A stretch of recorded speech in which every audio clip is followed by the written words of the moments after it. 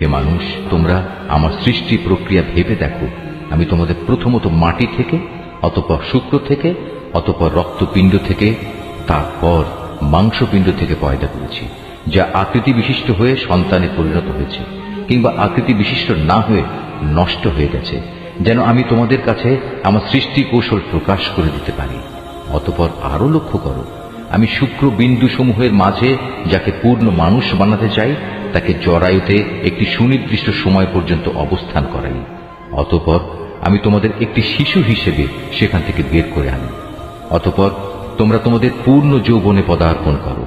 তোমাদের মধ্যে কেউ বয়ঃপ্রাপ্তির আগেই মরে যায়, আবার তোমাদের অকর্মণ্য বৃদ্ধ বয়স পর্যন্ত পৌঁছে দেওয়া হয়, যেন অনেক কিছু জানার পরেও তার অবস্থা এমন হয় সে কিছুই বুঝি এখন আর জানে না।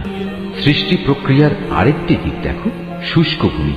অতঃপর আমি যখন তার উপর আসমান থেকে পানি বর্ষণ করি তখন তা সরস ফলে ফুলে তাজা হয়ে ওঠে। অতঃপর তা সর্বপ্রকার নয়নাভিরাম উদ্ভিদ উদ্গত করে। এগুলো এজন্যই ঘটে, আল্লাহ তাআলা হচ্ছেন অমোঘ সত্য। তিনি মৃতকে জীবন দান করেন এবং সব কিছুর উপর তিনি একক ক্ষমতাবান। অবশ্যই কিয়ামত আসবে, তাতে বিন্দু মাত্র সন্দেহ নেই। যারা কবরে শুয়ে আছে আল্লাহ তাআলা অবশ্যই তাদের পুনরুত্থিত করবেন।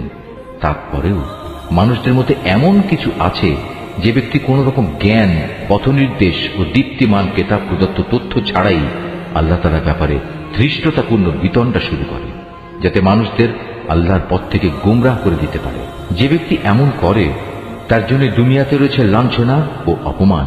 শুধু তাই নয়, কিয়ামতের দিন আমি তাকে জাহান্নামের আগুনের কঠিন শাস্তিও আস্বাদন করাবো। আমি তাকে বলবো, এ হচ্ছে তোমার সেই কর্মফল যা তোমার হাত দুটো আগেই এখানে পাঠিয়ে দিয়েছে।